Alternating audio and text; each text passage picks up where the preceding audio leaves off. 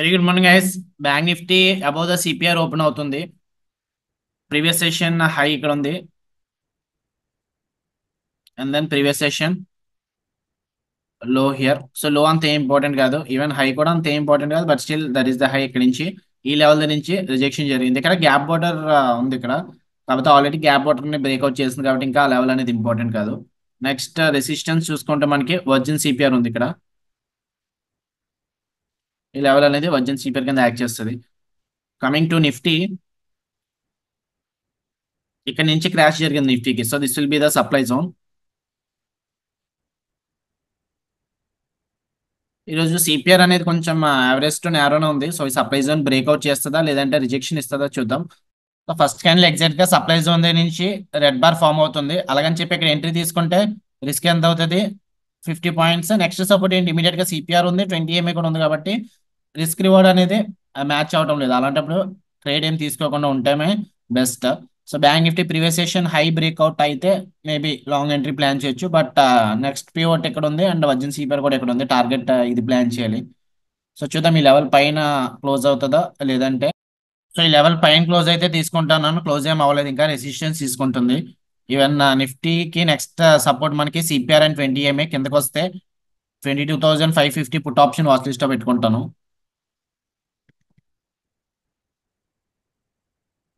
22,550 put option watch list లో పెట్టుకున్నాను. Okay. So premiums అనేవి చాలా తక్కువగా ఉన్నాయి. ఈరోజు ఎక్స్పైరీ కదా, మంత్లీ ఎక్స్పైరీ కూడా. Okay, monthly expiry and weekly expiry, అలాంటప్పుడు ప్రీమియమ్స్ తక్కువగానే ఉంటాయి. మార్కెట్ ఒక్కొక్కసారి వాలటైల్ గా కూడా ఉండొచ్చు. ఓకే. సో చూద్దాం బ్యాంక్ నిఫ్టీ ఆ లెవెల్ బ్రేక్అవుట్ అయితే అండ్ నిఫ్టీ లెవెల్ దగ్గర సపోర్ట్ ఇస్తే సిపిఆర్ దగ్గర సెంట్రల్ పివోట్ దగ్గర అప్పుడు లాంగ్ ఎంట్రీ ప్లాన్ చేస్తాం. సో నిఫ్టీ నెక్స్ట్ బార్ ఇక్కడ సిపిఆర్ దగ్గరకు వచ్చింది అండ్ బ్యాంక్ నిఫ్టీ కూడా ఈ లెవెల్ నెక్స్ట్ బార్ కూడా గ్రీన్ బార్ ఫామ్ అయింది. ఈ లెవెల్ పైన బ్రేక్అవుట్ అయితే హై ప్రాబిలిటీ. నిఫ్టీ యా 20 దగ్గర ట్రేడ్ అవుతుంది, అది 22,550 put option. So CPR and 20 support ఉంది కాబట్టి హై ప్రాబిలిటీ. ఈ లాట్స్ సెల్ చేశాను. సో ఇక్కడ మనకి ప్రీమియం 20 దగ్గరే దొరికింది కాబట్టి స్టాప్ లాస్ కూడా చాలా చిన్నదే పెట్టుకుంటున్నాను. ఒక 10 పాయింట్స్ పెట్టుకుంటున్నాను, 31 and 35. So 31 is the stop loss. And మనకి ఇక్కడ నిఫ్టీ కూడా లైక్ సిపిఆర్ దగ్గర ఉంది కదా. సో ఈ లెవెల్ బ్రేక్అవుట్ అయితే, సిపిఆర్ బ్రేక్అవుట్ అయితే ఇమీడియట్ గా ఎగ్జిట్ కూడా అయిపోవచ్చు. సో చూద్దాం ఏమవుతుందో. ప్రెసెంట్ 482 రన్ అవుతుంది. సో నిఫ్టీ నెక్స్ట్ బార్ ఇక్కడ బేరిష్ క్యాండిల్ ఫామ్ అయింది, ఇంకా క్యాండిల్ అయితే క్లోజ్ అవ్వలేదు. సిపిఆర్ కిందకి రాగానే ఎగ్జిట్ అవుదాము. ఇన్ కేస్ ఈ లెవెల్ పైన ఉంటే స్టాప్ లాస్ కూడా చిన్నది అవుతుంది. ఇంకొక లాట్ యాడ్ చేసుకుంటే యాడ్ చేసుకుంటాను, ఇంకొక లాట్ యాడ్ చేసుకుంటాను అయితే. ఇంకా total 300 quantities, same stop loss. ఒక 5 పాయింట్స్ ఉన్నాయి. ఈ లెవెల్ కిందకి వస్తే క్లోజ్ చేసేస్తాను. ఓకే. నిఫ్టీ లెవెల్ సిపిఆర్ కిందకి వస్తుంది అండ్ బ్యాంక్ నిఫ్టీ కూడా ఈ లెవెల్ రిజెక్షన్ జరుగుతుంది. R1 పివట్ కింద క్రాస్ అయితే బ్యాంక్ నిఫ్టీ రిజెక్షన్ అనుకోవచ్చు. అప్పుడు ఇన్ కేస్ బ్యాంక్ నిఫ్టీ కిందకి వస్తే అప్పుడు మళ్ళీ సిపిఆర్ సపోర్ట్ ఉంటుంది. సిపిఆర్ బ్రేక్అవుట్ అవుతుందా సపోర్ట్ ఇస్తుందా చూద్దాం తర్వాత. ఓకే.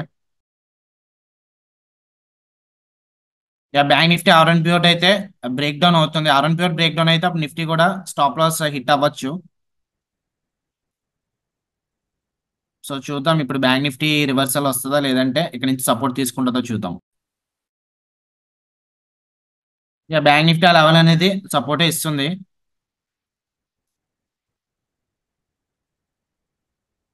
సో హెడ్జింగ్ చేసుకుంటున్నాను. ప్రెసెంట్ ట్రేడ్ నా సైడ్ ఇంకో లాట్స్ అనేవి యాడ్ చేస్తాను. ఓకే సారీ, ఇందులో కాదు, ఈ లెవెల్లో.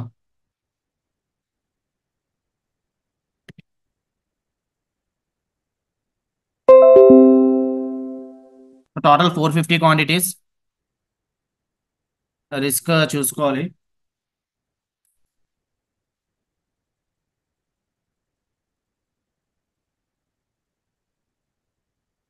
యావరేజ్ 19. ఓకే 30 పెట్టుకుంటున్నాను సేమ్. 450 క్వాంటిటీస్, 31. సో చూద్దాం ఏమైతుందో. ప్రెసెంట్ అయితే 500 ప్రాఫిట్ రన్. బ్యాంక్ నిఫ్టీ ఇక్కడ ఇస్తే R1 పివట్ సపోర్ట్ ఇస్తుంది అని చెప్పాను కదా, ఎగ్జాక్ట్ గా R1 పివట్ సపోర్ట్ తీసుకొని పైకి అయితే మూవ్ అయింది. నిఫ్టీ కూడా ఇప్పుడు బులిష్ క్యాండిల్ ఫామ్ అవుతుంది. ఇన్ కేస్ క్లోజ్ అయితే చూస్తాను, ఇంకొక లాట్ యాడ్ చేస్తాను.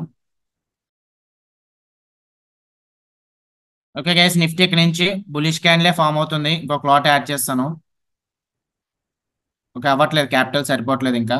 హెడ్జింగ్ కూడా మనకు ఇందాక క్యాపిటల్ సరిపోలేదని తీసుకున్నాం. ఓకే ఫైన్, ఇంకా 415 to 2019 అంటే ఒక క్లోజ్ టు ఒక 8500 అలా వస్తుంది అనుకుంటా, ఎందుకంటే 300 కూడా పోతుంది.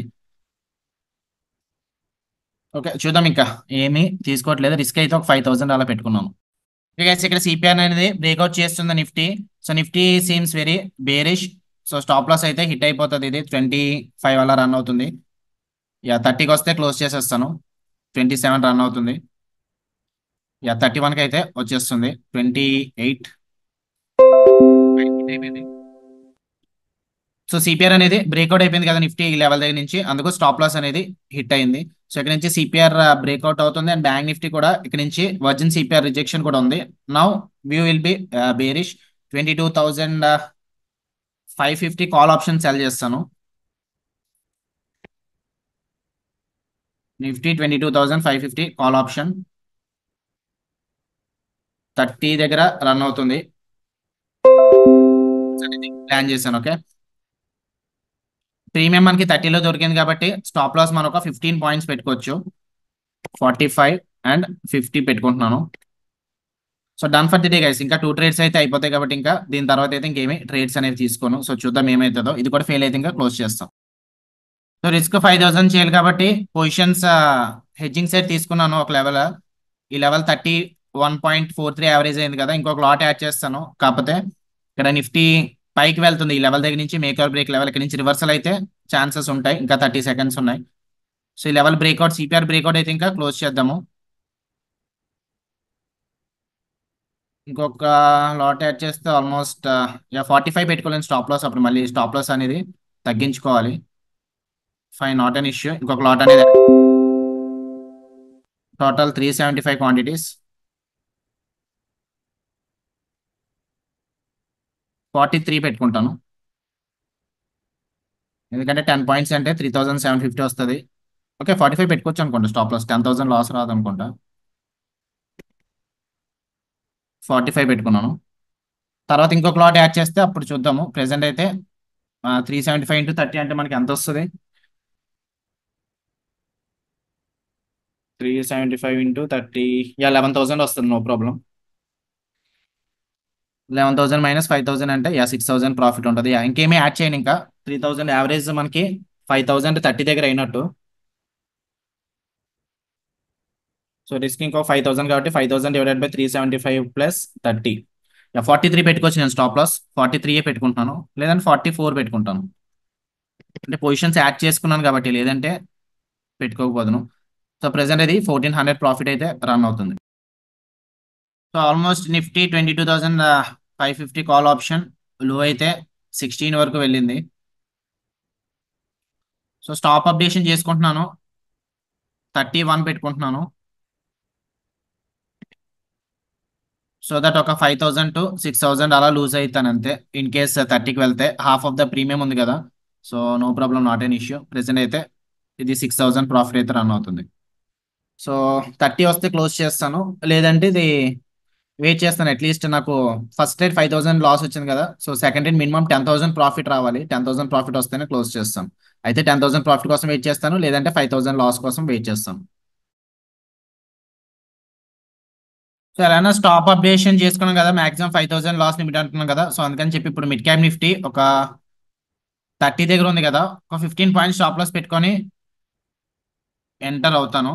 45 is the stop loss.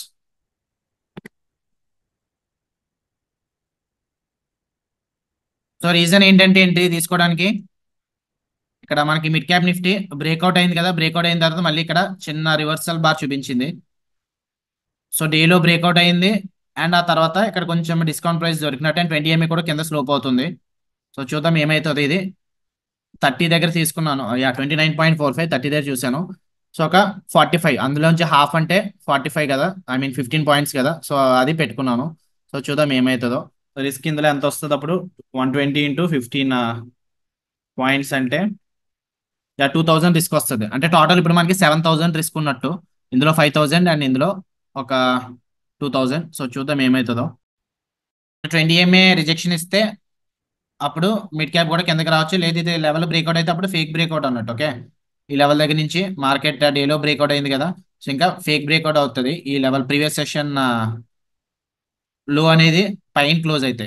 Okay, 20 MA rejection ఇస్తే no problem, if not it will be a fake breakout. So ఇది ప్రెసెంట్ మిడ్ క్యాప్ అయితే కాస్ట్ రన్ అవుతుంది, ఇదైతే స్టాప్ లాస్ కి దగ్గరగా వస్తుంది. నిఫ్టీ 31 పెట్టుకున్నాం కదా, ఇంకొక 8 పాయింట్స్ ఉన్నాయి, 8 పాయింట్స్ హిట్ అయితే క్లోజ్ చేస్తాను. సో ఆల్మోస్ట్ ద 31, ఇంకొక 4 పాయింట్స్ ఉన్నాయి.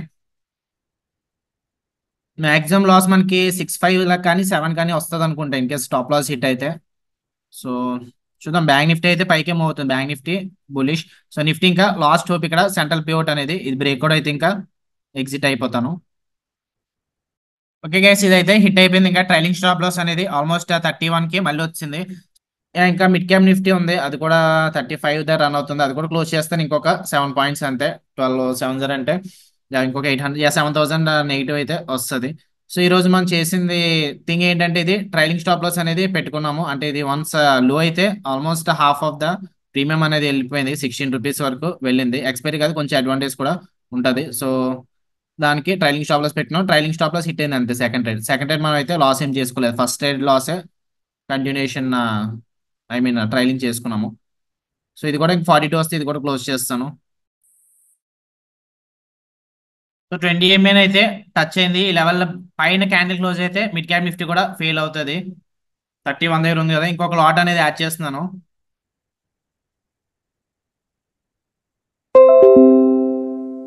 So total 240. సో 1,500, ఒక 10 పాయింట్స్ పెట్టుకుంటాను రిస్క్. 1,500 డివైడెడ్ బై 240 అంటే 6 పాయింట్స్ పెట్టుకొచ్చినాను. 31 + 6, 39 పెట్టుకుంటాను.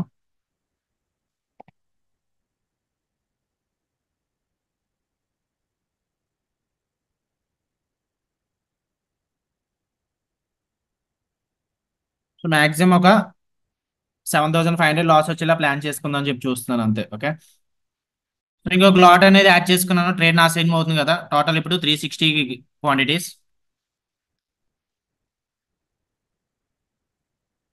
సో ప్రాఫిట్స్ పెద్ద చేసుకోవడం కోసం నేను అయితే యాడ్ చేస్తున్నాను అంతే.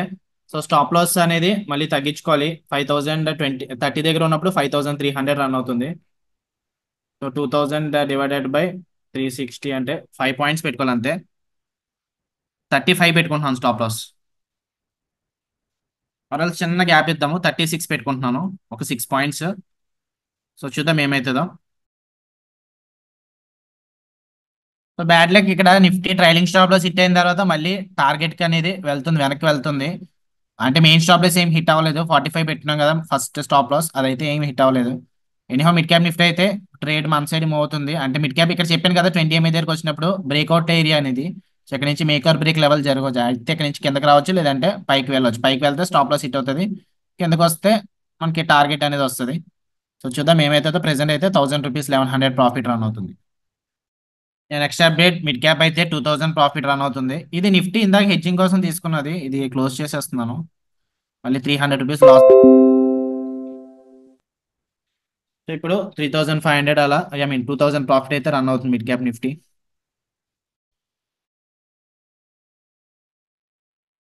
25కి అయితే వచ్చింది కదా, ఒక పాయింట్ తగ్గించుకుంటున్నాను స్టాప్ లాస్, 35 పెట్టుకున్నాను.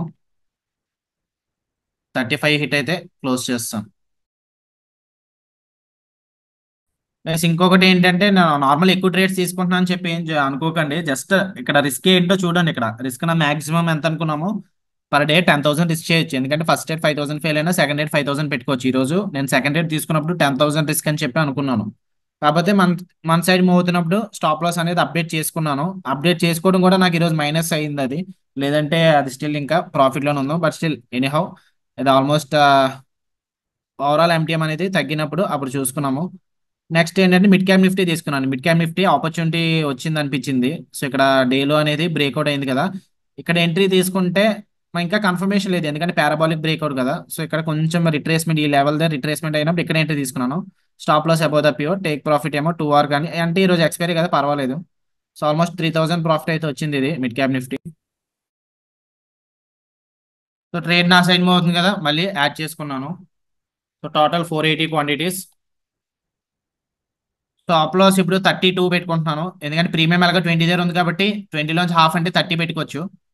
సో 32 పెట్టుకుంటున్నాను. ఓకే, 32 హిట్ అయితే క్లోజ్ చేస్తాను. ఒక 8000 అలా రావచ్చేమో. ప్రెసెంట్ ఇదైతే మిడ్ క్యాప్ 4000 ప్రాఫిట్ అయితే వచ్చింది. సో మనం మిడ్ క్యాప్ నిఫ్టీలో 2500 రిస్క్ తీసుకున్నాము.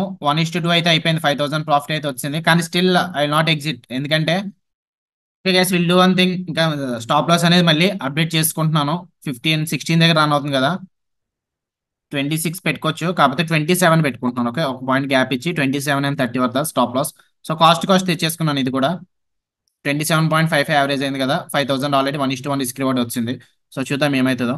5000 మాక్సిమం లాస్, ఇప్పుడు ఫెయిల్ అయినా 5000 లాస్ అనేది హిట్ అవుతుంది. ఓకే, నెక్స్ట్ అప్డేట్ ప్రాఫిట్ అయితే ఇది 8500కి వస్తుంది. సో 10,000 రావడానికి ఇంకా 1500 దూరంలో ఉంది అంతే. మిడ్ క్యాప్ నిఫ్టీ ఇంకా ట్రెండ్ కంటిన్యూషన్ అవుతుంది, డౌన్ ట్రెండ్. కేస్ టైం అయితే 1:30 అయింది ఇప్పుడు. సో 20 MA కిందకి మార్కెట్ అలా స్లోప్ అవుతూ ఉంది కదా. So 1C level 20 MA breakout అయిపోయింది. ఇక్కడ కూడా రిజెక్షన్ జరిగింది, కానీ 1C లెవెల్ బ్రేక్అవుట్ అయిపోతే late afternoon anything can happen. Okay, monthly expire ఒకటి కదా, సో అందుకే ఇంకా క్లోజ్ అయితే చేసేస్తున్నాను. సో యాక్చువల్గా 0 వరకు వెయిట్ చేద్దాం అనుకున్నాను, కాకపోతే ఇప్పుడు ₹7 దగ్గర ట్రేడ్ అవుతుంది కదా, ₹5 దగ్గర క్లోజ్ చేస్తాను. ఓకే, 5.50 దగ్గర క్లోజ్ చేశాను, 480 క్వాంటిటీస్.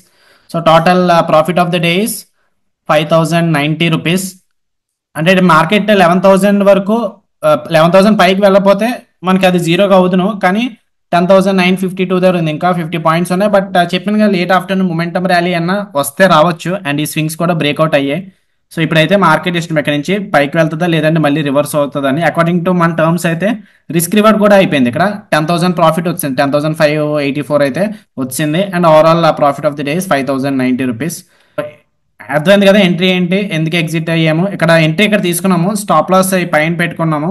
టేక్ ప్రాఫిట్ 2 hour వరకు వెయిట్ చేయొచ్చు. ఆప్షన్ సెల్లింగ్, ఆప్షన్ బయింగ్ తీసుకుంటే మనకి ఇంకా ఎక్కువ ప్రాఫిట్స్ వద్దాను, కాకపోతే ఈ రోజు ఎక్స్పైరీ కాబట్టి ఆప్షన్ సెల్లింగ్ అనేది తీసుకున్నాం. ఓకే, సో ఓకే గైస్, అయితే done for the day. See in the next session on tomorrow.